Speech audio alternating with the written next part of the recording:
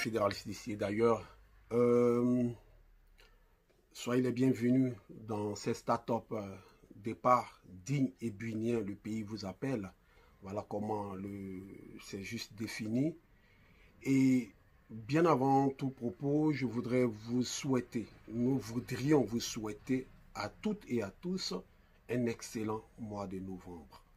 Que cela soit le mois de la réussite dans tous vos business et que l'esprit d'entrepreneuriat soit précédé fortement par un esprit de formation afin de pouvoir mieux s'exercer dans son domaine.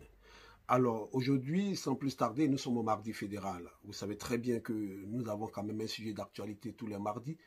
Et nous voulons aujourd'hui, après avoir fait des analyses, échanger sur les propos de M. Hachi Patrice, l'actuel Premier ministre du gouvernement de Côte d'Ivoire. Vous avez écouté il y a quelques semaines, quelques jours, sa vidéo qui circulait sur toute la toile, que je vais vous laisser écouter. J'espère que je peux. Mon expérience est simple. J'étais dernier de ma classe au CP1. J'étais dernier de ma classe au CP2. Vrai dernier, hein, c'est pas... Non, le vrai. Dernier. On ne peut pas tricher au dernier. Et comme on voulait me faire tripler, mon père est allé voir le directeur pour lui demander pardon. Il lui a dit pardon, essaie de le pousser au moins qu'il arrive au CM2. Parce que s'il peut avoir un CAP de mécanique, au moins je vais lui ouvrir un garage.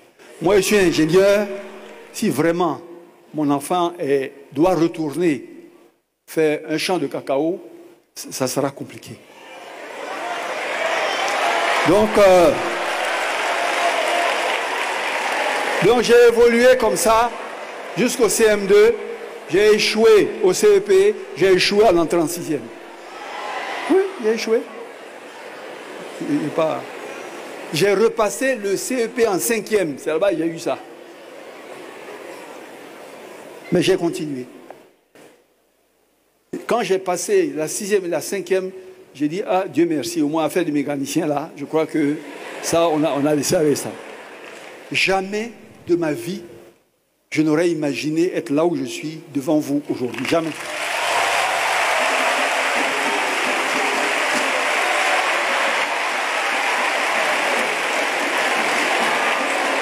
Mais vous ne pouvez pas demander pourquoi j'étais dernier au CP1.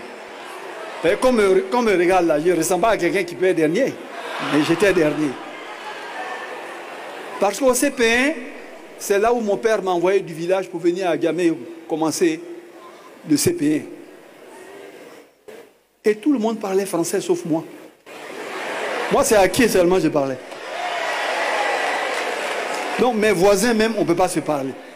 J'attendais la récréation pour chercher un acquis quelque part, au moins pour m'expliquer les choses. J'ai mis 2 ans pour comprendre français. C'est là que mon école a commencé. Donc c'est pour ça que j'ai doublé 2 fois. Vous voyez. Donc si moi j'ai pu faire ça, mais vous? Écoutez, juste pour rappel.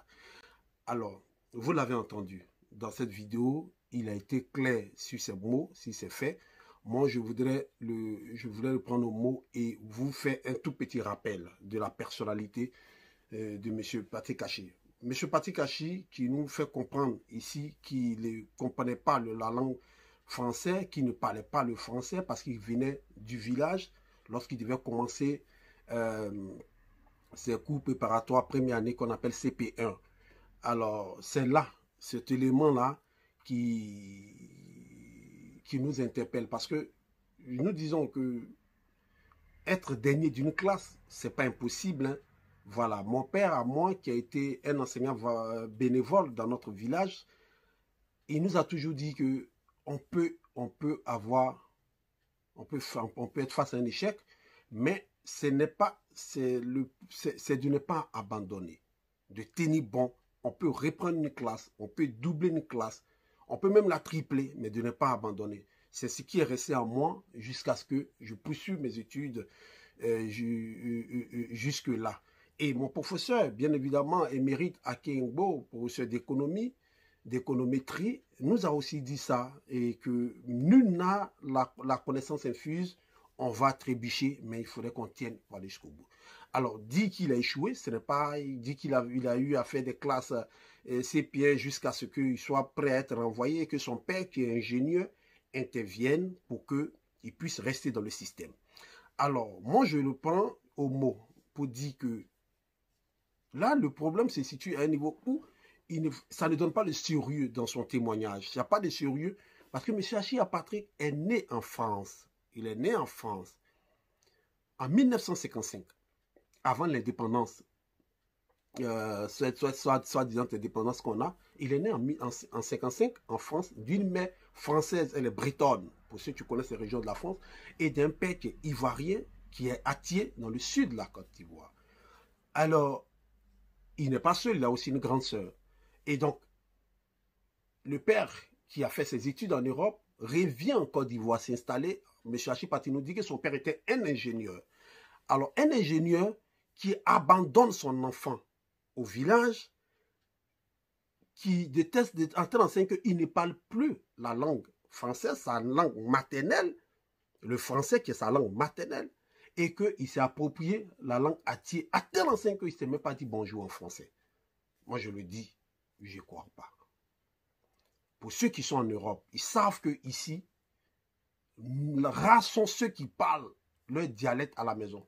Peut-être je vais féliciter les Maliens, les Sénégalais, les Congolais, mais pratiquement, entre nous Ivoiriens, c'est difficile de trouver un Ivoirien qui parle son dialecte avec son enfant.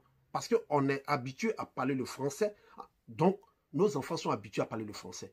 Même ceux qui sont dans les pays anglophones, les pays isophones, les pays alémaniques, ils parlent toujours le français avec leurs enfants. C'est ce qui est dommage. Rares sont ceux qui parlent rare. Il dit rare. Alors donc, M. Patrick Achille, qui est né en France, il ne sait pas parler le français. Et il se retrouve en Côte d'Ivoire, il ne sait que parler l'Atié. C'est la raison pour laquelle il prouve que son échec au CP1 est dû au fait qu'il ne savait pas parler le français, qu'il ne savait que parler l'Atié. C'était ça son handicap. Pour un père ingénieur qui, lui, vit à Abidjan, même s'il n'est plus avec la mère française, comme le cas de Michel Gbagbo, qui s'est retrouvé en Côte d'Ivoire, n'était pas avec sa mère. Mais on a vu qu'il a vécu en Abidjan avec son père, qui était un enseignant à l'université, qui était d'abord un enseignant au lycée classique d'Abidjan, qui a été après un enseignant à l'université. Son fils était à Abidjan. Donc, M. Patrick Achille est le seul dont le père est ingénieur. Quand je vous dis ingénieur, c'est un haut cadre d'une entreprise. Et qui n'a pas accès à la ville d'Abidjan, mais qui était à Azopé.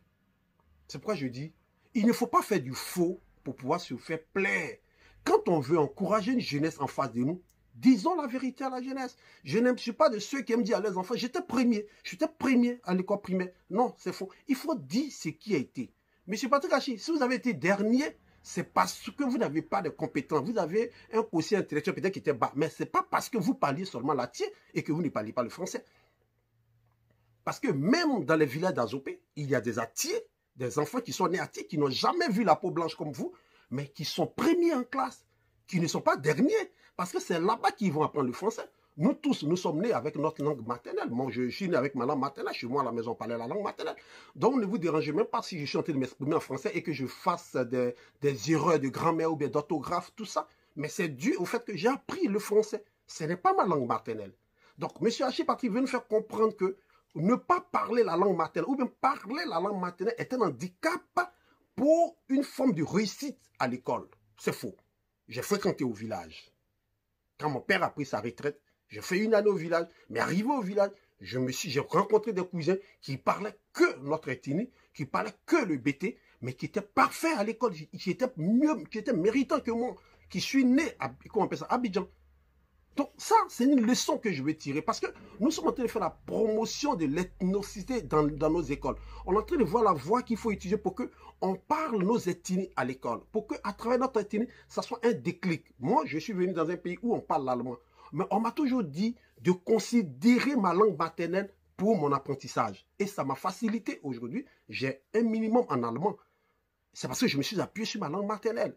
Mais vous voulez nous montrer, M. Achille Patrick, que la langue maternelle est un handicap pour vous. Mais en réalité, vous ne parlez pas la langue maternelle. En réalité, vous avez créé un film sur non, vous êtes français. vous aviez parlé le français. C'est comme ça que vous avez étudié en Côte d'Ivoire jusqu'au lycée classique d'Abidjan, le lycée que moi aussi, où j'ai eu mon baccalauréat. Après vous, vous avez fait l'université de Cocody, tout comme moi, vous avez fait, vous étiez en physique.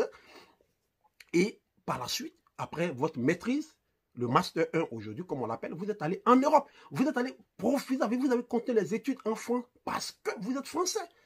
Vous n'avez pas bénéficié d'une bourse ou bien vous n'avez pas fait j'ai l'honneur comme nous les autres, mais vous, vous êtes français. C'est à ce titre-là qu'on vous a donné un passeport français pour aller étudier en France. C'est comme ça que vous avez étudié en France et vous êtes sorti ingénieur en énergie et aujourd'hui, cette grosse tête que nous connaissons tous. Mais je veux simplement dire, il faut qu'on soit réaliste. Ne faisons pas, on veut par moment tricher certains leaders politiques qui disent que moi j'étais à l'école, je partais nu-pied. Mais on a vu les photos de ce leader-là, on a vu les photos de ce leader en Côte d'Ivoire qui partait à l'école nu-pied, qui avait une chemise débraillée sans bouton. On a vu l'histoire des Assalfo ici, et cette histoire dont je parlais de ce leader, c'est le président Laurent Gbagbo. On a vu l'histoire ici d'Assalfo, qui est sorti de rien, d'Anoumambo. Aujourd'hui, on est tous fiers d'Assalfo qui prend des cours à HEC de Paris. Il y en a tellement de cas de figure, mais c'est que vous êtes, restez ce que vous êtes, M. Patrick Hachi. Vous n'avez jamais été au village, vous n'avez pas été laissé au village par votre père. Si vous avez des preuves, je suis d'accord avec vous, présentez-nous les preuves. Mais s'il n'y a pas de preuves, je veux rappeler cette jeunesse à qui c'est adressé, que ce n'est que une, qu'on appelle ça, ce qu'on appelle la poudre de Pampara ou bien quoi, que les gens veulent nous vendre. Ils veulent nous vendre des illusions pour nous amener à nous booster. J'ai entendu quelqu'un me dire non, c'est le message qui est important. Il dit mais je ne vois pas le message. Je n'entends pas le message parce qu'il n'y a pas le message que j'ai reçu. Je n'ai vu une personne qui s'est caricaturée en Batman pour nous faire rêver. On n'est plus à cette étape. On en face des étudiants qui ont eu le baccalauréat. On en face des intellectuels. Disons-le la vérité. Ce que j'avais voulu, c'est qu'en face de cette jeunesse-là, que M. Patrick Hachi prenne son cas en exemple. Je suis fils d'une Française. Je suis moi-même ivoiro-français. Mais je ne me suis pas laissé emballer par l'Europe. Je ne suis pas resté en Europe pour chercher ma vie. Je suis venu ici et j'ai justifié mes compétences. Donc, je voulais vous inviter à ne pas prendre la voie de la Libye, à ne pas prendre la voie du risque, à ne pas vendre vos biens, ne serait-ce pour ça, pour aller en France, pour aller vous chercher, parce que ce n'est pas le pays de l'Eldorado. Et oui, ça c'est un message qui passe. C'est un message qui passe. Parce que quand on vous voit, on sait, nous on sait que vous êtes mi-blanc, vous êtes mi-chien. Donc vous êtes mi-blanc, ni quoi on appelle ça, mi-noir. Donc à vous voir, ça nous donne un espoir. Moi quand je voyais Michel Gbagbo, je me dis, mais voilà le fils d'un président. Voilà un monsieur qui est français de par sa mère, mais qui n'a jamais étudié en France, qui a fait tout son parcours en Côte d'Ivoire. Il a fait tout son parcours en Côte d'Ivoire. Aujourd'hui, il est proche à l'université. Voilà des exemples qui vont nous emmener à ne pas faire fuir nos compétences, nos intellectuels vers l'Europe, parce qu'on va vous garantir un mieux-être en Côte d'Ivoire. Voilà ce qu'on doit dire à une jeunesse qui est en face de vous. Ce n'est pas une jeunesse de militants politiques qu'il faut haranguer, mais c'est une jeunesse devant qui il faut être objectif. La Côte d'Ivoire aujourd'hui a besoin que nous formions cette jeunesse. Moi, je prends cette lucane-là, je fais cette lucane pour le dire. La Côte d'Ivoire aujourd'hui doit sortir de ce système-là. Ce système académique, ce système scolaire, ce n'est pas ce qu'il faut. Ce qu'il nous faut aujourd'hui, c'est un système de formation. Oui, il faut qu'on ait de la formation. Parce que sans formation, on n'a pas de garantie d'emploi. Il faut qu'un emploi soit garanti. Il faut qu'un emploi soit fiable. Donc aujourd'hui, vous les gouvernants, vous devez revoir ce système qu'on a.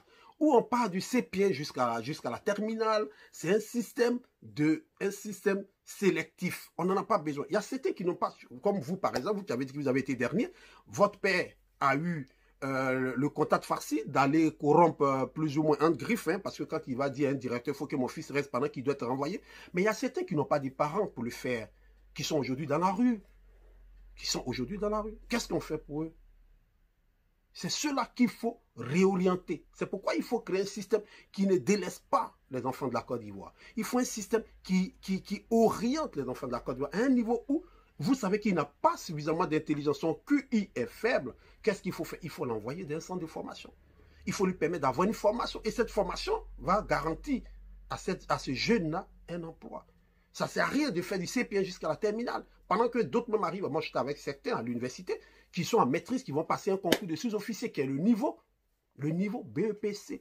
Certains qui vont passer le concours de commissaire qui est le niveau ou bien officier plutôt, qui est le niveau baccalauréat. Or, ils ont une maîtrise, ils ont un master 2. À quoi ça sert? On aurait dû les orienter le plus tôt possible. Mais c'est parce que le système ne nous permet pas ça. Donc, il faut qu'on ait un système de formation, d'insertion professionnelle. Et non un système de bureaucratie comme nous voyons. Alors, chers fédéralistes d'ici d'ailleurs, voilà le message qu'on a voulu décortiquer à travers la sortie du Premier ministre, M. Patrick Hachi, qui est un éminent intellectuel, diplômé bien sûr, en énergie. Il a fait des études après à Stanford, c'est bien, mais il faut qu'il soit réaliste. Il n'a pas été à Azopé. Lui, fils de Française, né en France, il n'a pas fait de sa première année de vie sur terre jusqu'à la classe de 7 ans, il n'était pas à Azopé.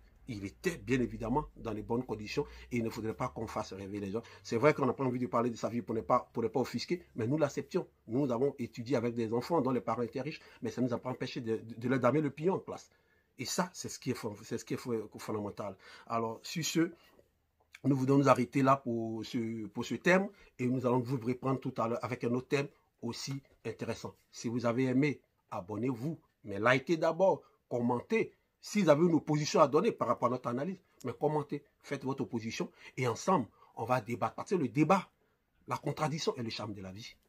Alors, abonnez-vous pour que nous attendions et nous puissions travailler dans le sens de faire la promotion de l'État fédéral. Cet État qui va permettre d'avoir un système de formation, d'insertion et de professionnalisation de la jeunesse ivoirienne et les seniors, bien sûr. Je vous remercie et à bientôt.